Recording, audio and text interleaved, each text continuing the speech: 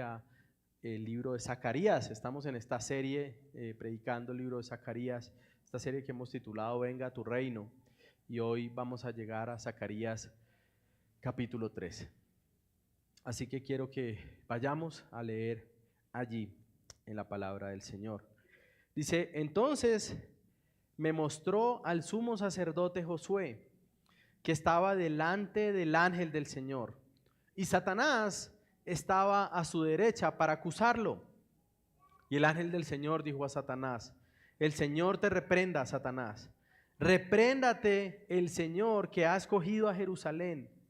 ¿No es este un tizón arrebatado del fuego? Josué estaba vestido de ropas sucias, en pie delante del ángel. Y éste habló y dijo a los que estaban delante de él: quítenle las ropas sucias. Y a él le dijo: mira, he quitado de ti tu iniquidad, y te revestiré con ropas de gala. Después dijo: que le pongan un turbante limpio en la cabeza. Y le pusieron un turbante limpio en la cabeza, y le vistieron con ropas de gala. Y el ángel del Señor estaba allí. Entonces el ángel del Señor amonestó a Josué diciendo: así dice el Señor de los ejércitos, si andas en mis caminos y si guardas mis ordenanzas, también tú gobernarás mi casa. Además tendrás a tu cargo mis atrios, y te daré libre acceso entre estos que están aquí. Escucha ahora, Josué, sumo sacerdote, tú y tus compañeros que se sientan ante ti, que son hombres de presagio, pues yo voy a traer a mi siervo el renuevo. Porque la piedra que he puesto delante de Josué, sobre esta única piedra hay 7 ojos. Yo grabaré una inscripción en ella, declara el Señor de los ejércitos, y quitaré la iniquidad de esta tierra en un solo día. Aquel día, declara el Señor de los ejércitos, convidarán cada uno a su prójimo bajo su parra y bajo su higuera. Esta es la palabra del Señor, hermanos. Amén. Para comenzar, hermanos, quisiera preguntarles algo que tal vez alguno de ustedes nunca se ha preguntado, o tal vez algunos sí y tiene una respuesta clara al respecto. Mi pregunta es: ¿cuál es el lugar donde tú tienes una sensación de paz total o absoluta? ¿Cuál es aquel lugar donde tú puedes estar y tienes esa sensación de tranquilidad, de paz? Pero no solo eso, sino que es un lugar que te provee también la sensación de prosperidad o de una convicción de que nada te falta, una convicción de que no te falta nada. Ahora, algunos pueden pensar que ese lugar es la playa. Tal vez alguno diga: uy, frente a San Andrés, ahí con una hamaca en ese lugar, yo puedo pensar que estoy en total paz. Tal vez otros digan: no, pastor, a mí no me gusta mucho el calor, a mí yo pienso en un lugar, tal vez en las montañas, ¿no? Tal vez en el eje cafetero, ¿no? Algunos otros que han tenido opciones de andar más por el mundo dirán: no, pastor, tal vez los Alpes suizos con ese clima, ¿no? Y yo viendo allá el blanco de la nieve. Tal vez otros pensarán simplemente: bueno, mi hogar es ese lugar donde yo siento paz y siento que nada me falta. Ahora, imagínese que está en ese lugar, pero usted está rodeado de inmundicia, está rodeado de basura y usted mismo está inmundo. ¿Cree usted que podría tener la misma sensación de paz, de prosperidad o de que nada le falta estando en esa condición? Los peregrinos y los exiliados de Jerusalén, que han sido traídos 70 años después de que su ciudad fue destruida por Nabucodonosor, ahora regresan como el cumplimiento de la promesa que el Señor dio, pero regresan a una ciudad que está en ruinas.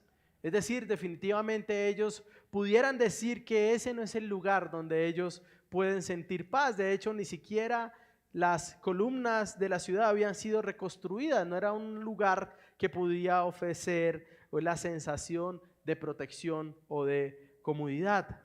Pero en medio de esto, en medio de esta situación y de esta ciudad en ruinas y que aún tiene un templo destruido, Dios ha prometido convertir ese lugar en un lugar donde su presencia esté en medio de ellos, y su presencia entonces será representada por la reconstrucción de la ciudad. Es decir, Dios ha dicho, esta ciudad será reconstruida y el templo será reconstruido y entonces ustedes podrán habitar en paz porque yo, el Señor, estaré en medio de ustedes.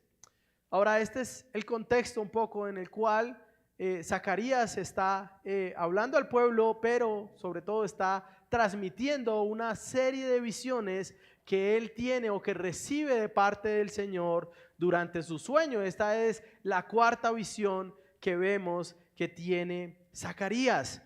Y mi deseo en esta mañana, mientras abrimos todo este rollo de esta visión, que aunque es corta, es una visión bastante profunda y puede parecer también bastante compleja. Mi deseo entonces al abordar esta visión es que nosotros podamos entender, mis hermanos, de que nuestra iniquidad es limpiada en Cristo, el siervo de Dios, y que tenemos paz en Él. Nuevamente, nuestra iniquidad es limpiada en Cristo, el siervo de Dios, y tenemos paz en Él. Y quiero ir abordando paso a paso esta visión que se le da a Zacarías y explicar en primer lugar en los primeros versos acerca del sacerdote inmundo y el siervo que limpia, versos 1 al 5. Luego el que es limpiado es llevado a casa para servir, versos 6 y 7. Y finalmente el siervo de Dios que nos lleva a la higuera. Versos 1 al 5. Entonces me mostró al sumo sacerdote Josué, que estaba delante del ángel del Señor, y Satanás estaba a su derecha para acusarlo. Y el ángel del Señor dijo a Satanás: el Señor te reprenda, Satanás. Repréndate el Señor que ha escogido a Jerusalén. ¿No es este un tizón arrebatado del fuego? Josué estaba vestido de ropas sucias, en pie delante del ángel. Y éste habló y dijo a los que estaban delante de él: quítenle las ropas sucias. Y a él le dijo: mira, he quitado de ti tu iniquidad y te vestiré con ropas de gala. Después dijo que le pongan un turbante limpio en la cabeza, y le pusieron un turbante limpio en la cabeza y lo vistieron con ropas de gala, y el ángel del Señor estaba allí.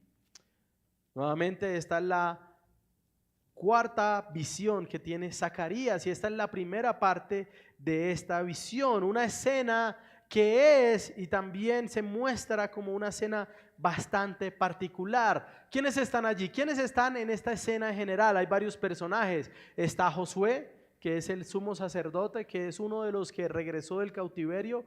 Está Zacarías, evidentemente, y está el ángel del Señor, y también está Satanás.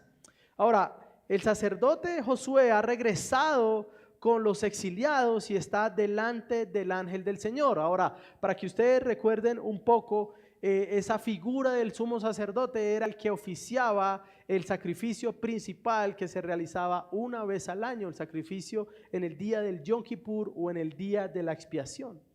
Sin embargo, Josué, este sumo sacerdote, descendiente de esta raza de sumos sacerdotes, ha regresado a una ciudad que no tiene templo. Ahora, en esta escena también vemos a Satanás como acusador, a Satanás acusando a Josué mientras él está. Ahora, en esta escena también vemos entonces que hay una escena de juicio, ¿no? Cuando está alguien delante de lo que parece un tribunal y hay otra persona que lo está acusando. Sin embargo, la escena que vemos acá y en el lenguaje que se nos presenta no está en un tribunal propiamente dicho, sino que este juicio se lleva a cabo delante del templo del Señor, porque dice que Josué estaba delante del ángel de Jehová, y estas expresiones lo que nos denotan, lo que usan generalmente los escritores del Antiguo Testamento, era la manera como se refería al sacerdote cuando venía al templo para presentar sacrificios. Es decir, Josué está allí como un sumo sacerdote que está preparado para dar sacrificio, pero allí en ese lugar, delante del ángel del Señor, también está Satanás y le dice: tú estás inmundo. Comienza a acusarle, el ente acusador y el ángel del Señor delante de quien Josué está. Ahora, pero esta imagen de juicio contra el sumo sacerdote nos presenta unos problemas. Si usted estuviera leyendo esto hace 2520 años aproximadamente, en la época de Zacarías, o si usted fuera Zacarías el que está viendo esta visión, usted puede entender que hay un grave problema acá. Primero, en la figura del sumo sacerdote. Solamente el sumo sacerdote podía presentar el sacrificio que mostraba la expiación o que mostraba el perdón de los pecados del pueblo, y esto se hacía una vez. Era tan importante esa labor que incluso la Biblia nos dice que se ponían una especie de campanillas en las túnicas y en la vestimenta del sumo sacerdote, porque si éste entraba en una manera inadecuada, si estaba en una condición de pecado que no había cubierto todavía delante de Dios, ese sumo sacerdote simplemente iba a morir, no iba a poder presentar sus sacrificios. Así que si el sumo sacerdote era aceptado por Dios, era una muestra de que todo el pueblo tenía esperanza de ser perdonado y que ellos podían ser aceptados por Dios. Ahora, ¿qué esperanza hay para un pueblo si el sumo sacerdote se presenta delante de Dios para servir en medio de inmundicia? Ahora, la imagen de las vestiduras sucias delante de Dios, de aquel que está listo para servir, debe ser bien entendida. Tal vez, nuestro idioma español se queda un poco corto al describir esto. Y tal vez usted está pensando, pero Satanás sí es exagerado, ¿no? ¿Por qué viene a acusar a Josué por tener su túnica un poco sucia? No, pero no es tal el caso.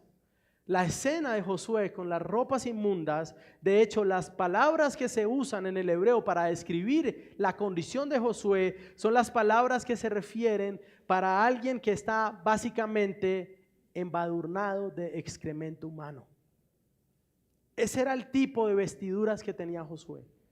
Puede pensar, y creo que todos hemos tenido esta sensación y esta experiencia lamentable cuando hay una persona que habita en la calle, que está en una situación muy lamentable, una persona que tal vez no ha podido bañarse por meses, y no solo que está en esa condición, sino que incluso sus necesidades son hechas ahí mismo, ¿no? Ese era más o menos un poco de la imagen del sacerdote, del sumo sacerdote que estaba delante del Señor. Ahora, parece que Josué está delante del Señor y parece que Josué cree que puede servir en medio de la inmundicia. Porque no vemos una actitud de Josué como buscando arreglar lo que está pasando allí. Vemos a Josué que estaba listo para presentar sacrificios, pero que en sí mismo él estaba inmundo de una manera totalmente desastrosa, ¿no? Ahora, Satanás entonces está allí junto a Josué. ¿Y qué es lo que busca Satanás? Acusarlo.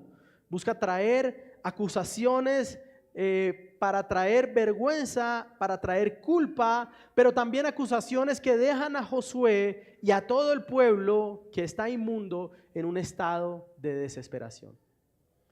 ¿Le ha pasado que tal vez alguien lo ha acusado de algo, pero al mismo tiempo no parece que no le plantea ninguna situación o ninguna solución para su estado lamentable, ¿no? Cuando alguien le dice, mira, tú hiciste esto y estás en un grave problema, pero lo deja ahí, no le da ningún tipo de esperanza o ningún tipo de solución. Eso es lo que está haciendo Satanás. Satanás básicamente le está diciendo a Josué, tú cómo estás allí, tienes tu ropaje inmundo, tú eres alguien que está sin esperanza, Dios no puede mirarte. Y hablando de esto, quiero aprovechar y quiero ver en el texto y en la enseñanza de la Biblia algunos aspectos sobre Satanás y la obra que hace Satanás en contra del pueblo de Dios. Porque tal vez cuando hablamos de Satanás usted piensa, ¿no? Y el imaginario colectivo se imagina a este personaje caricaturesco con unos cuernos, un vestido rojo, un trinche y algo un poco que parece una historia para niños. Pero la Biblia, hermanos, nos dice no que Satanás sea un personaje simbólico, sino que es un personaje real. Y es un personaje que busca acusarnos y darnos el mensaje falso de que estamos fuera del alcance del Señor. Es decir, Satanás busca tomar nuestro pecado y decir, mira, no hay forma alguna de que con esto tú puedas venir a Dios, no hay esperanza para ti, no hay perdón para ti. Ahora, otra cosa importante que vemos cuando nos acercamos a estos textos y que debemos reconocer en el mensaje de la Biblia es que Satanás y el Señor no están al mismo nivel. Algunos piensan como que la existencia del universo es una batalla cósmica entre dos titanes, Dios y Satanás, y como si Satanás estuviera contra de Dios y pudiera enfrentarlo, y como que Dios siempre estuviera en peligro y sus almas estuvieran en peligro porque Satanás está cerca. No, hermanos, eso es falso. Satanás es, si usted quiere pensar en Satanás como algo, pudiera pensar como en un perro rabioso que está amarrado. Satanás no tiene autoridad ni poder para enfrentarse al Señor. Ellos no están compitiendo por las almas. Aquel que conoce al Señor no está en riesgo de caer porque Satanás lo puede separar. Aquel que está en manos del Señor está seguro. Ahora, otra cosa que hace Satanás es tratar de convencernos, por ejemplo, de que las cosas están bien cuando espiritualmente estamos en desastre. A veces usted sabe que no está bien, pero Satanás usa circunstancias para hacerle creer a usted de que no está pasando nada. Mira, pero si fuera tan grave tu pecado, no te iría tan bien. Si fuera tan grave tu pecado, no estarías prosperando. Si fuera tan grave tu pecado, ¿por qué todavía sientes cosas bonitas cuando vienes a culto? Pero Satanás también busca mostrar o busca que nos sintamos inocentes cuando realmente somos culpables. Busca que pensemos que estamos limpios cuando estamos sucios. Busca que creamos que somos virtuosos cuando realmente somos perversos. Busca que pensemos que somos piadosos cuando estamos en pecado. Hermanos, Satanás aborrece a Dios y aborrece a su pueblo. Y él hará todo lo que pueda para mantenernos pecando. Es decir, el deseo de Satanás es que usted siga pecando y separado de Dios. Eso es lo que él quiere hacer, ¿no? Eso es lo que él desea. Ahora, pareciera que la culpa entonces es una herramienta de Satanás, ¿no? Uy, pastor, pero entonces, y yo peco y me siento culpable, entonces el diablo está atacándome, Satanás está atacándome. Parece que la culpa es una herramienta de Satanás, pero el asunto es que en verdad la culpa es algo que usa el Señor para glorificarse y ayudar a los suyos a venir a Él. Es decir, podemos decir que hay dos tipos de culpa en relación al pecado de los hombres que podemos experimentar.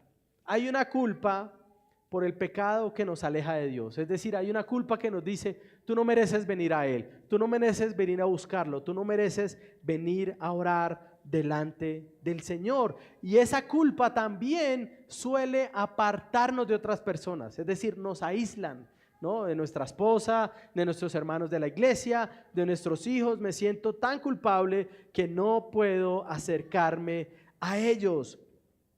Pero hay otra culpa que es traída por el Espíritu del Señor. Es una culpa que es buena y que es santa y que lo que hace es encaminarnos con rapidez y anhelo a los brazos del único que sabemos que puede salvarnos. Es decir, esta culpa dice, mira, esto está mal, está terrible, tú estás inmundo en este momento. Sin embargo, Dios puede rescatarte de esto. Necesitas ser ayudado por el Señor. Esta culpa efectivamente es buena. Ahora, Micah Fries, un escritor, habla acerca de este tipo de culpa, algo que me parece muy interesante. Y él dice lo siguiente: Dios nos ama demasiado para dejarnos pecar y que nos sintamos bien haciéndolo. Pero la culpa que bondadosamente Dios pone en nosotros nunca nos llevará a la desesperación. Él permite que su pueblo sienta el peso de su pecado para que puedan volver a Él. Él permite que su pueblo sienta el peso de su pecado para que puedan volver a Él. Hermanos, la culpa verdadera, la culpa que procede de Dios es realmente un regalo. Cuando Dios nos ama, cuando pertenecemos a Él y cuando pecamos, el Señor nos sacude en nuestro corazón para que no nos mantengamos en ese estado lamentable, ¿no? Ahora, esto es un regalo de Él, porque nos trae nuevamente a Él, porque nos trae a vivir para Él. Ahora, el asunto es que hoy el mundo está diseñado para que nadie sienta culpa. Hoy el mundo está relativizado y está proponiendo que las conciencias sean cauterizadas y trata de suprimir la culpa que podamos sentir. Es decir, el mundo nos dice, tranquilo, nada es pecado. Si te hace sentir bien, nada es pecado. Si naciste varón pero quieres estar y tener relaciones con otros varones, no te preocupes. Si eso te hace sentir bien, de pronto naciste en un cuerpo equivocado. Busca satisfacer tus deseos y busca tener lo que te dé alegría, ¿no? Nada es pecado si te hace sentir bien. Así que hablar de pecado hoy y de culpa es dar un mensaje que para muchos puede ser intolerante y falta de amor, ¿no? Pastor, pero uy, no, usted cómo le va a decir a ese señor que ser un borracho es un pecado. ¿Cómo le va a decir a esa persona que la Biblia dice que los borrachos no entrarán al reino de los cielos? Porque si él se siente bien así, ¿por qué debería ser acusado, no? Ahora, hay un gran problema entonces. El único que puede darle seguridad al pueblo de ser recibido por Dios, su sumo sacerdote, está inmundo delante del Señor. Pero en medio de ese problema hay una solución. Lo primero es que el ángel del Señor aparece en escena. Este es el otro personaje, verso 2. Y el ángel del Señor dijo a Satanás, el Señor te reprenda, Satanás. Ahora, algo que debemos entender también es que esta expresión ángel del Señor o ángel de Jehová generalmente en el Antiguo Testamento se usa para referirse al Señor Jesucristo antes de su nacimiento. Hermanos, Cristo no nació cuando nació corporalmente por medio de la Virgen María. Cristo ha existido siempre, no es un ser creado, no es un ser que vino a existencia en un momento de la historia. Él ha existido desde siempre y existirá para siempre. Solamente que tomó forma humana, tomó carne humana cuando vino por medio de María. Pero antes de eso, en algunas ocasiones se presentaba en el Antiguo Testamento y es lo que vemos como la imagen del ángel del Señor. Y lo que hace este ángel del Señor es reprender a Satanás y decirle, el Señor te reprenda. Repréndate el Señor que ha escogido a Jerusalén. El ángel del Señor aparece, o el Señor Jesucristo antes de su venida en cuerpo, se aparece en esta visión para reprender a aquel que está acusando a Josué. La Reina Valera lo pone de la siguiente manera y me parece interesante, y él la pone así: dijo Jehová a Satanás, Jehová te reprenda. Fíjense que parece como que Dios estuviera varias veces en la escena. Jehová dijo a Satanás, Jehová te reprenda. Es decir, en estas dos versiones ampliadas podemos ver en estos lenguajes que básicamente lo que está pasando ahí es que Cristo le está diciendo, el Padre te va a reprender, ¿sí? Él te va a reprender y tú no tienes autoridad para acusar a alguien que pertenece al Señor. Este defensor reprende a Satanás. Ahora, ¿en base a qué? ¿En base a quién es el Señor? En base a que el Señor ha escogido a Jerusalén. Dios ha dicho que Jerusalén será restaurada. Dios ha dicho que Jerusalén será el lugar donde Él habite. Y entonces está diciendo, mira, este sacerdote no puede ser acusado por ti, porque Dios quiere salvar a su pueblo y para eso es necesario que este sumo sacerdote vuelva a hacer su labor. Y a mí me parece maravilloso la manera como el ángel del Señor reprende a Satanás y también le dice, este es un tizón arrebatado del fuego. Este es un tizón que ha sido sacado del fuego, sacado del castigo que merecería para ser traído a algo diferente. Ahora, esta imagen es maravillosa, en un sentido es una imagen vívida de lo que pasa cuando cada uno de nosotros viene al Señor. Cuando un hombre se convierte a Cristo, cuando una mujer llega a los pies de Cristo, lo que sucede es como si ese tizón que estaba condenado al fuego eterno es sacado y es quitado ahí. Ese no es tu lugar. Este tizón ha sido sacado. Y el asunto es que el único que puede hacer esto no es el tizón. El que puede hacer esto solamente es el Señor. Éramos tizones que merecíamos estar bajo el fuego de la ira de Dios. Todos nosotros. Nadie tenía una razón para no estar allí. Pero así como Josué es un tizón sacado del fuego, la Biblia nos enseña que nosotros también hemos sido arrebatados del fuego eterno a causa de la obra de Cristo. Solo Dios mismo puede arrebatar a los tizones del fuego. Ahora, la imagen del sumo sacerdote en este estado tan lamentable delante de Dios nos muestra que él no podía hacer nada para ser limpiado. Es más, hasta ese punto Josué ni siquiera era muy consciente de que estaba inmundo delante del Señor.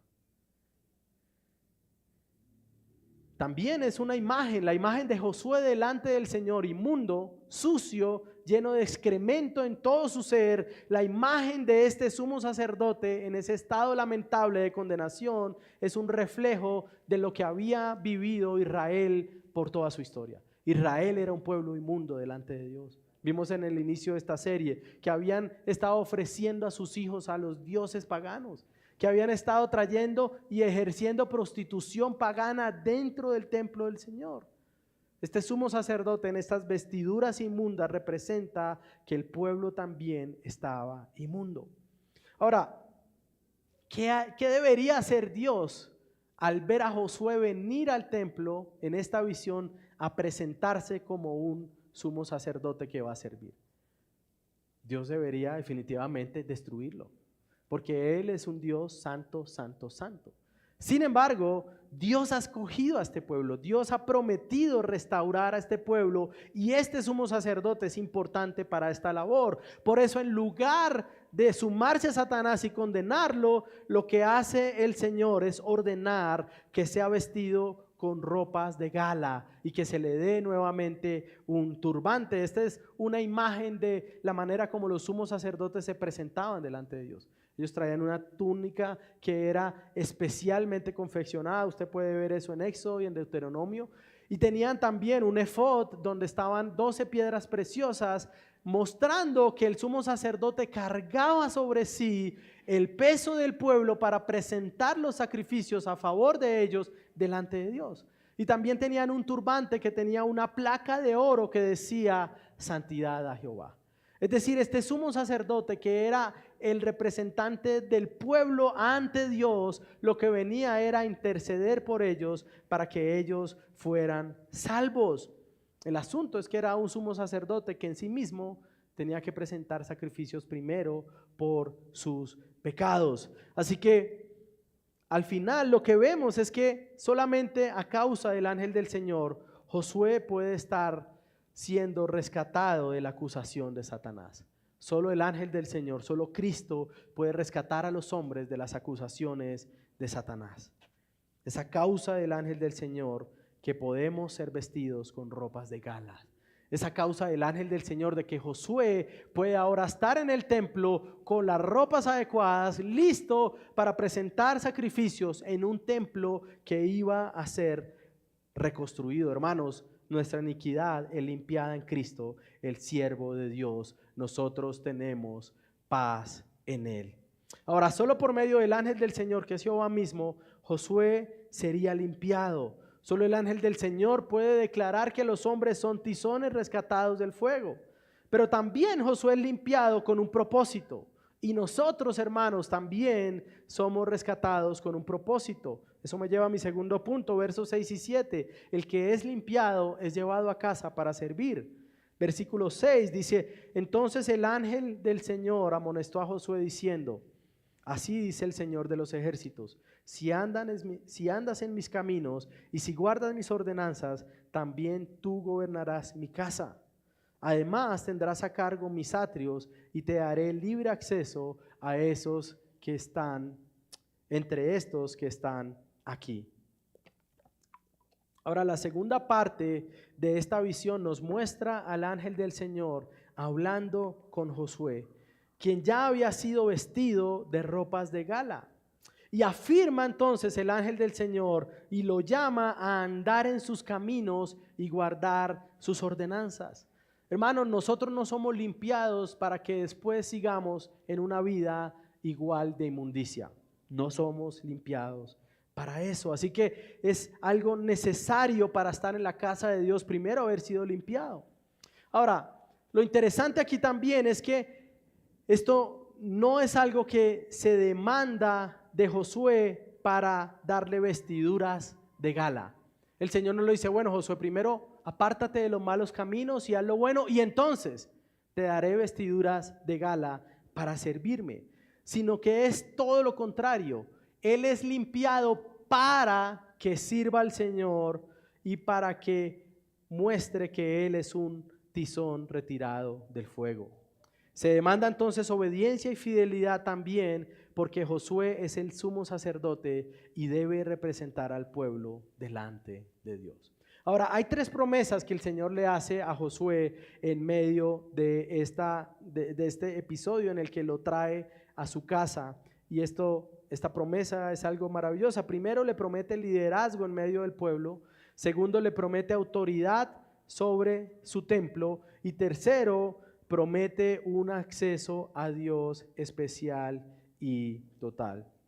Josué es limpiado por el Señor, pero también es restaurado en su labor como sumo sacerdote. No se le dice, bueno, Josué, anda unos 4 o 5 años y de pronto vas a volver entonces a ser sumo sacerdote, sino que lo limpia para que él vuelva a llevar a cabo esa labor. Josué es limpiado para servir al Señor. Mis hermanos, tenemos que recordar también un poco las visiones anteriores. Las visiones anteriores hablan de la restauración de Jerusalén, hablan de la restauración de la ciudad, hablan de cómo ellos van a ser restaurados por Dios y entonces Josué va a ser restaurado también como sumo sacerdote. Ahora, estas visiones que apuntan a la restauración de Jerusalén muestran que también ese templo debe tener otra vez un sumo sacerdote. Ahora, Josué, como ya había dicho, es un sumo sacerdote sin templo, pero Dios ahora va a restaurar su posición y le da estas promesas maravillosas aún sin que él esté viendo que hay templo para hacerlo. Es decir, a Josué se le dice, mira, tranquilo, vas a tener acceso a mis atrios, vas a gobernar en medio de mi pueblo y vas a poder entrar al lugar santísimo. Tal vez Josué está ahí y dice, bueno, pero Señor, ¿y dónde está el templo? ¿Por qué es algo bueno que yo pueda entrar a los atrios si no hay atrios? ¿Por qué es algo bueno la promesa de volver a tu lugar santísimo si no hay templo? Josué entonces es traído y es limpiado para recibir estas promesas delante del Señor. Hermanos, los que somos limpiados, somos llamados a vivir, a obedecer y a servir para la gloria de Dios. Nosotros no somos limpiados, no somos traídos a pertenecer a Él simplemente para tener una buena vida, ¿no? A veces el evangelio se presenta, bueno, ¿usted es rescatado? Ay, para que tenga una vida tranquila, una vida buena, no, nada le va a faltar. Lo que pase con el resto de personas no importa, lo que pase con el resto de cristianos no importa, con lo que pase alrededor de donde usted vive no importa, no. El Señor nos rescata para que nosotros vivamos para Él y para que andemos en sus ordenanzas. Ahora, lo que pasaba también es que el Señor sabía que ahora Josué había sido consciente de que estaba vestido de inmundicia y que tal vez él podía decir, bueno Señor, pero todavía no soy digno, todavía no estoy listo para volver a servirte. Josué no podía dejar que la inmundicia pasada lo alejara de su deber y privilegio de servir al Señor. Hermanos, nosotros hemos sido limpiados de nuestro pecado para servir a Dios. Pero puede suceder que los pecados pasados nos alejen del deseo de vivir para la gloria de Dios.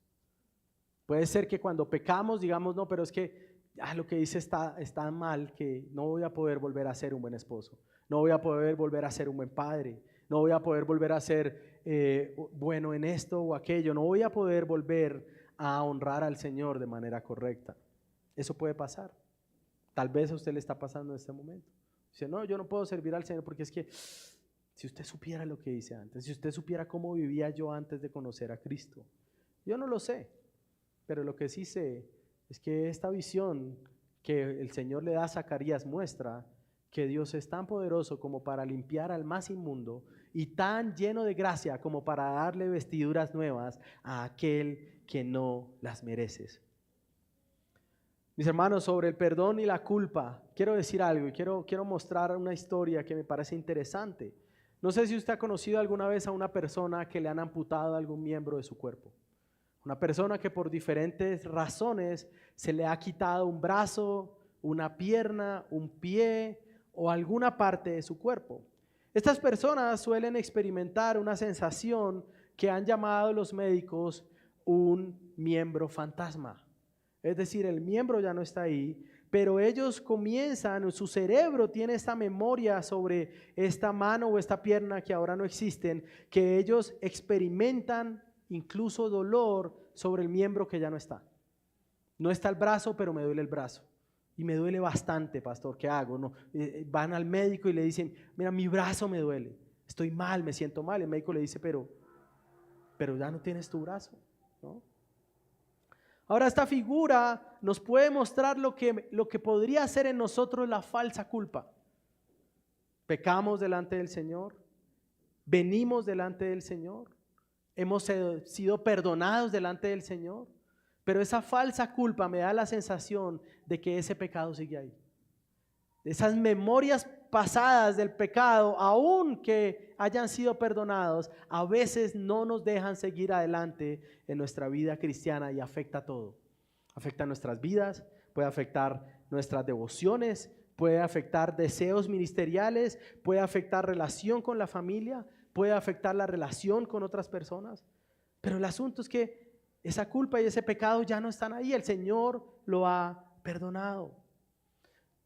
Hermanos, aquellos que son limpiados por el Señor somos llamados a obedecer y a ser fieles. Y eso trae una promesa también o una bendición de parte de Dios. El Evangelio, el mensaje del Evangelio no solamente es ya tus pecados han sido cubiertos.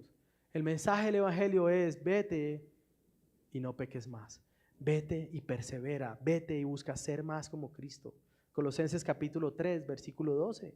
Entonces ustedes como escogidos de Dios, santos y amados, revístanse de tierna compasión, de bondad, de humildad, mansedumbre y paciencia.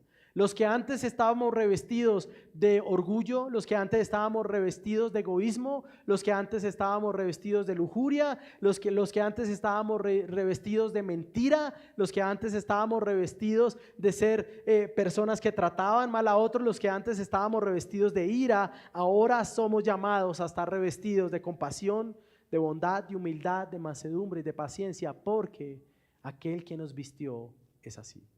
Estamos llamados a estar vestidos ahora de Cristo. Somos salvos para ser más como Él. Hermano, nuestra iniquidad es limpiada en Cristo, el siervo de Dios. Tenemos ahora paz con Él.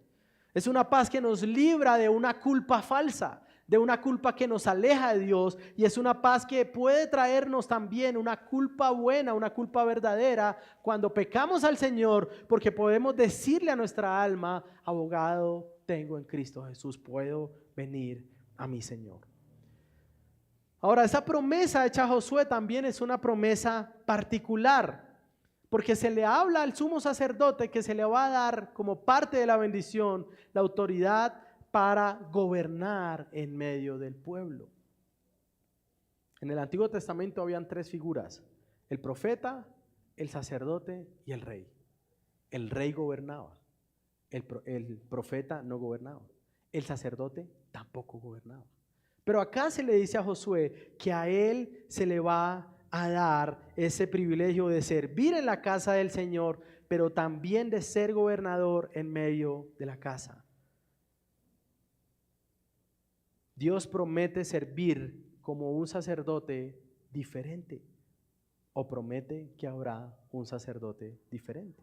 Ahora, un sacerdote fiel representa al pueblo ante Dios, pero también es prometido un sacerdote que va a gobernar la casa de Dios.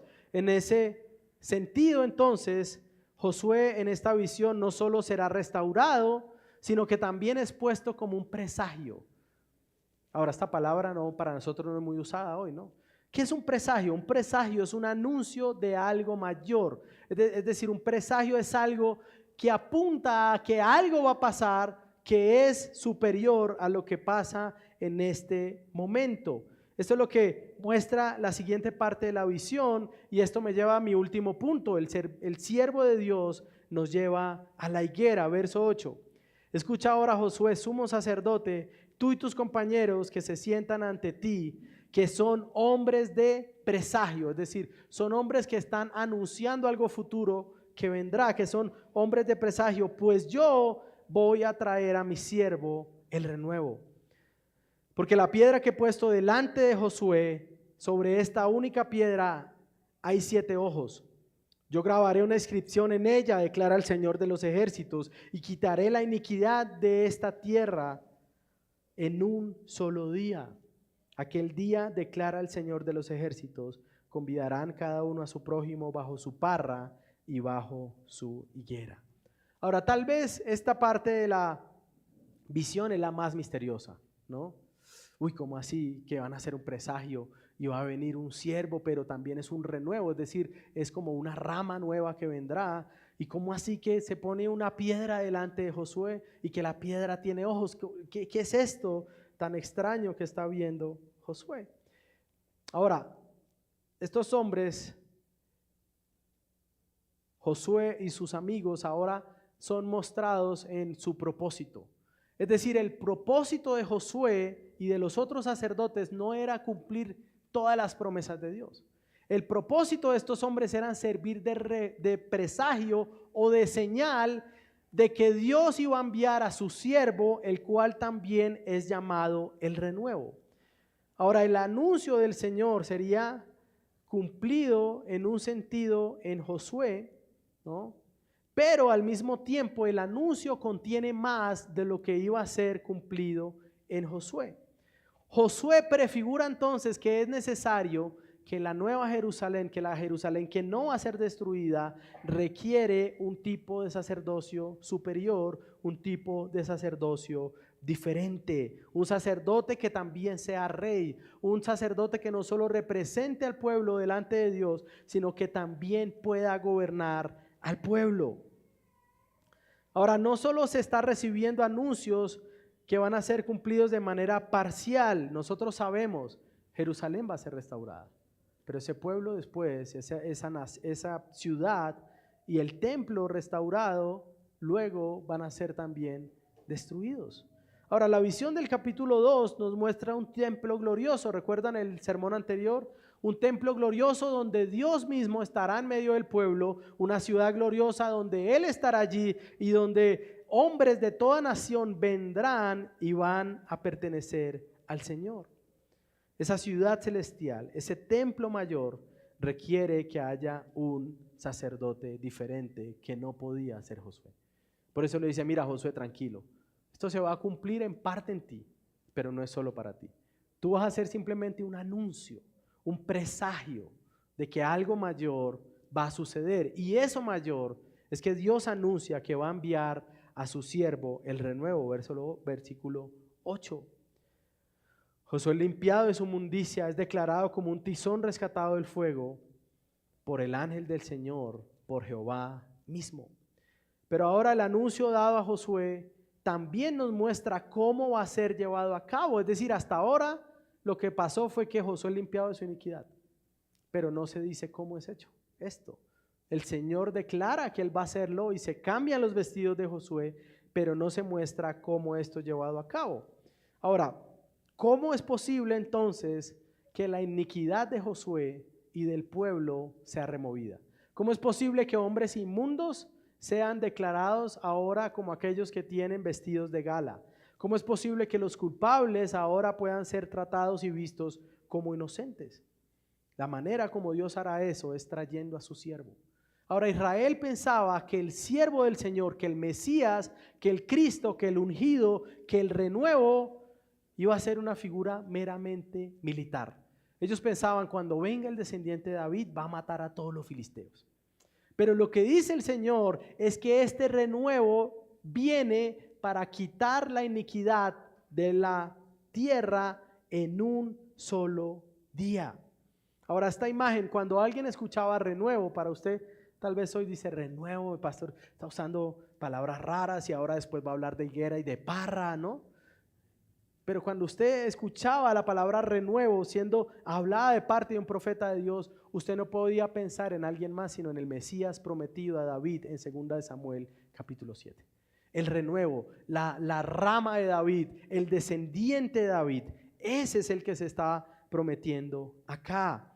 Este renuevo que es también un siervo, pero este renuevo que también se presenta delante de Josué como una piedra que tiene 7 ojos, ¿no, pastor? Y ahora ya.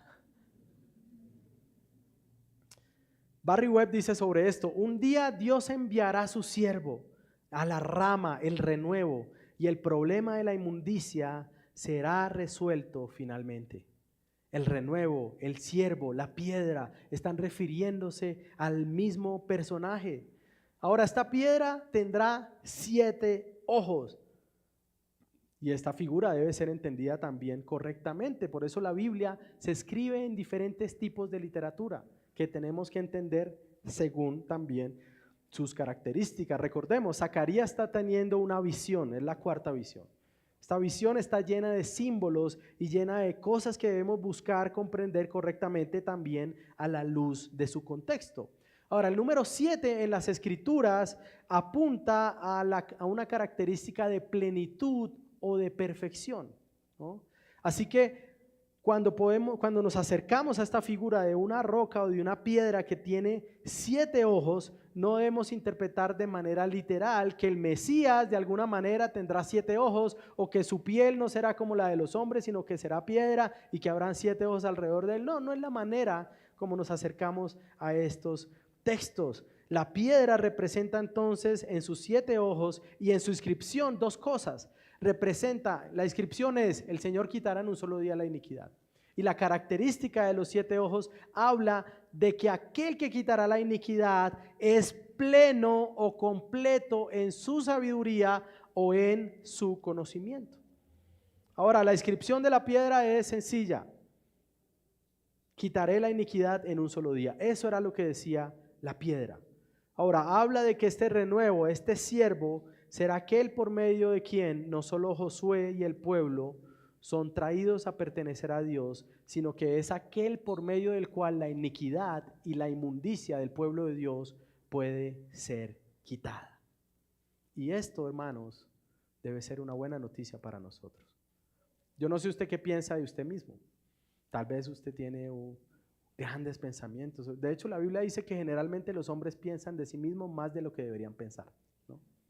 Pero lo que dice acá la Biblia es que no solo Josué, sino todos los hombres delante de un Dios santo son vistos como este hombre inmundo. Y usted ya sabe a qué me refiero con inmundo.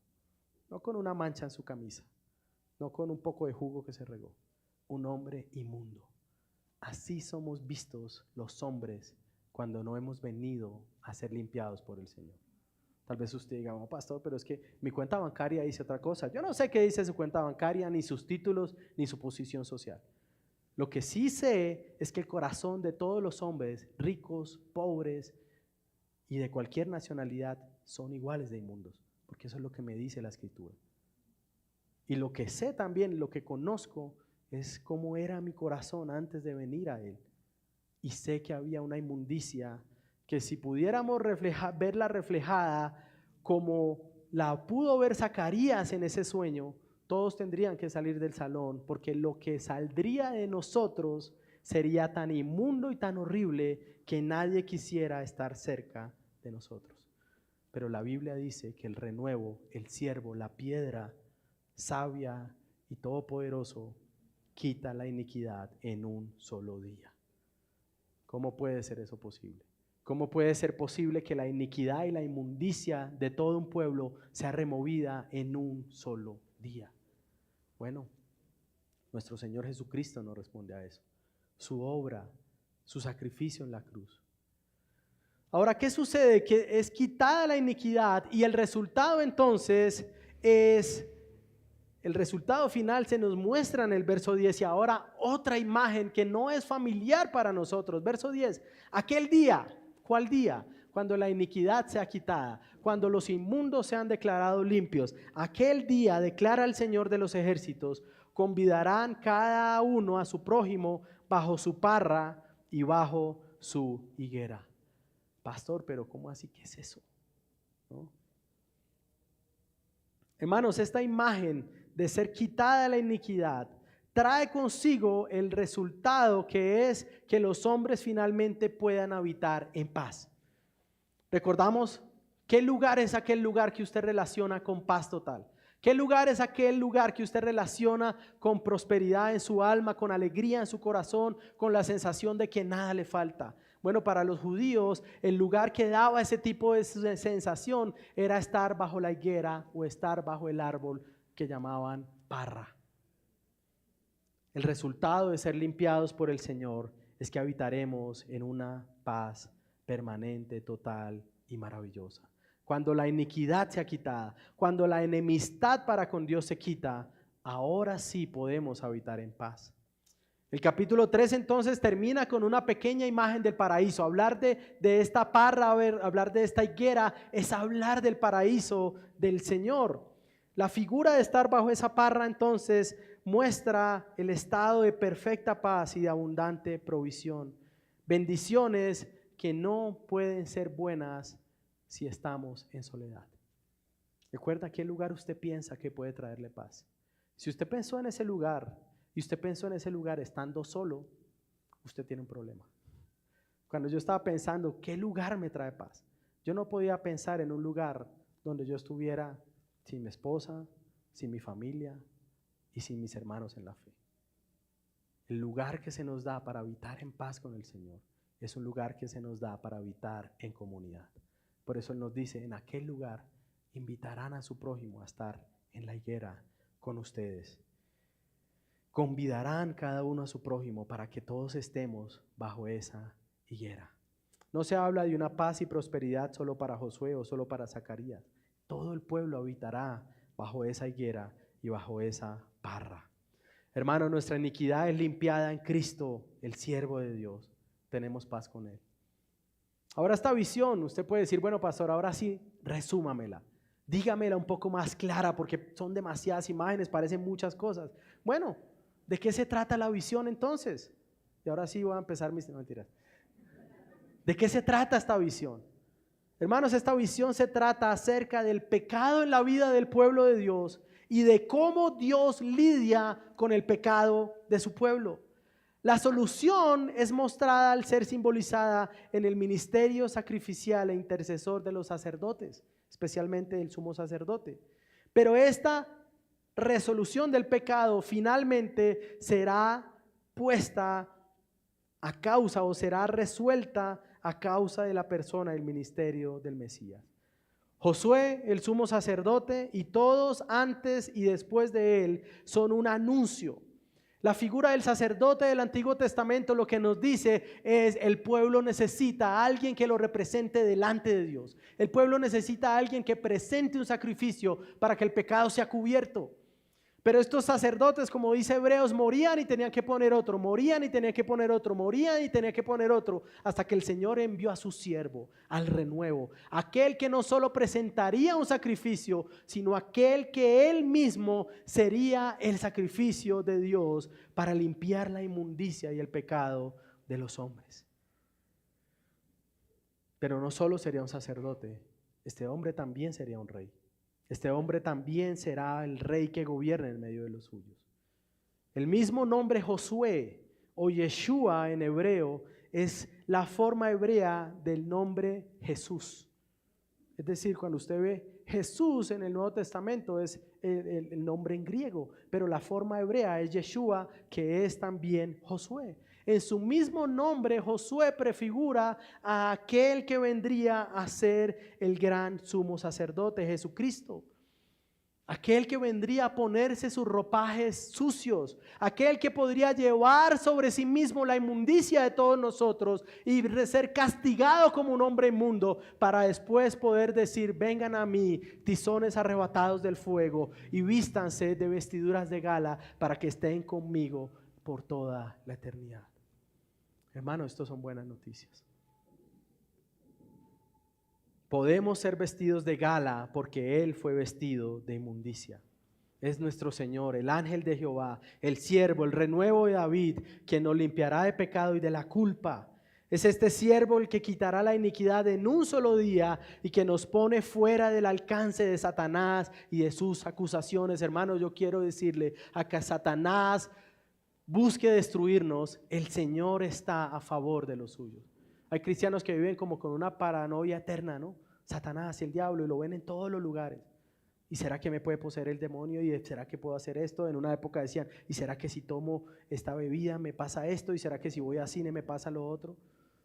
Nosotros no debemos vivir en eso. Tenemos que ser conscientes de sus obras y sus maquinaciones. Pero tenemos que ser conscientes también de que por cada acusación perversa que Él traiga para alejarnos del Señor, Él está a favor nuestro y dice, yo he quitado de ti tu inmundicia. Finalmente, Él es el que nos lleva a la higuera. Él es el siervo que nos lleva a la higuera, como hombres justificados, como tizones arrebatados del fuego. ¿Cuál es el lugar donde está tu paz y tu seguridad? ¿Cuál es el lugar donde sientes que no te falta nada? Es aquel lugar donde habitaremos con el Señor. Es aquel lugar que Cristo mismo aseguró para los suyos. Es el lugar donde no solo estaremos con Él eternamente, sino el lugar donde estaremos vestidos de su justicia. Es el lugar donde no habrá dolor, donde no habrá lágrimas, donde todos los que le pertenecemos podremos gozarnos y estar bajo esta parra, estar bajo esta higuera y decir gracias, Señor, por traernos acá. Es el lugar donde ya no habrá más despedidas. Es el lugar donde no habrá muerte. Es el lugar donde no habrá pecado que nos amargue y nos lastime. Es un lugar donde estaremos junto a su siervo, el renuevo. Isaías 53, léalo en su casa. El profeta, hablando antes de estas cosas, dice, aquí que viene el renuevo, la rama de David, y él será herido, él será llevado como oveja al matadero. El castigo de nuestra paz será sobre él. Podemos estar bajo la higuera porque él recibió el castigo para que estemos ahí. Gloria al siervo de Dios. Aplicaciones algunas para terminar. El incrédulo, el que no conoce a Dios, el que rechaza al Señor, debe saber que delante de él es visto como alguien con este tipo de vestiduras inmundas. No importa su situación o su contexto. El pecado delante de Dios es aborrecible. Y si usted está inmundo delante de Dios y no tiene a Cristo como su abogado, usted está en un grande problema. Porque entonces usted tendrá que pagar por sus transgresiones al Señor. Pero hoy es un día de buenas noticias y de esperanza. Usted debe venir a Él, debe venir al siervo de Dios, debe venir al renuevo para encontrar paz para con Dios y para encontrar limpieza para su alma. Venga a Cristo. Usted necesita ser limpiado del Señor. Iglesia, debemos atesorar a Cristo como el Mesías que es enviado para quitar nuestra iniquidad. Todos nosotros. Yo siempre digo, somos muertos rehabilitados, pero hoy también voy a decir, somos inmundos lavados. Todos nosotros somos inmundos que fuimos lavados por el Señor. Aquel que ha pecado debe confiar en el Señor y debe agradecer por la tristeza y culpa que Él pone para que volvamos a Él. Si tú has pecado y te estás sintiendo mal y te estás sintiendo culpable, bueno, eso es algo bueno. Siempre y cuando eso te traiga a Él. Siempre y cuando eso te traiga de rodillas al Señor. Pero también quiero hablar al que está en aflicción, al que puede decir, pastor, no, ni siquiera se me ocurrió un lugar de paz, porque creo que nunca la alcanzaré. Ni siquiera puedo pensar en un lugar donde sienta que nada me falta, porque cuando estoy sentado tranquilo, empiezan a venir pensamientos y empiezan a venir todas las cosas que me agobian y no puedo estar tranquilo. No puedo dormir, me levanto en la noche, estoy agobiado por mi pecado o por mi situación. Pero hoy yo quiero decirle que Cristo aseguró para nosotros un lugar de eterna paz. Y que si usted pertenece a Él, podemos tener la seguridad de que estaremos allí. Yo no sé cómo pueda lucir eso, porque es difícil. Tenemos momentos de paz, momentos de gozo. Y en este lado del sol, el Señor nos da esos momentos para disfrutarlos. Disfrutemos de la paz que tenemos en Cristo con nuestros hermanos también. Si estamos en aflicción, hay esperanza, porque podemos estar en el único lugar que puede traer paz y gozo total, el único lugar donde podemos decir, nada me falta. Nada me falta, estamos en Él. Padre, gracias, Señor, por tu misericordia y por tu favor. Gracias porque hoy podemos verte como el siervo que nos trae a estar bajo la higuera, como aquel que nos trae, que nos limpia de nuestra inmundicia, que nos limpia de nuestro pecado, que nos permite conocerte a ti, Señor, y estar en paz contigo. Gracias por ese renuevo, Señor. Gracias por ese glorioso Salvador por el cual nosotros podemos venir a ti, Señor, y reconocer tu bondad, tu misericordia, tu soberanía, Señor. Nada puede separarnos de ti, Señor. Nada puede separarnos de ti, Señor. Tú has asegurado paz para los tuyos. Has asegurado gozo y deleite para los que te pertenecen, para los que estamos en ti, Señor. Nos has arrebatado del fuego para traernos a tu casa, Señor. Oh Padre, gracias porque nuestra inmundicia no podía ser quitada por nuestras propias obras, Señor. Solamente por la obra de aquel siervo y misericordioso Salvador. Bendito eres, Señor. Amén. Amén.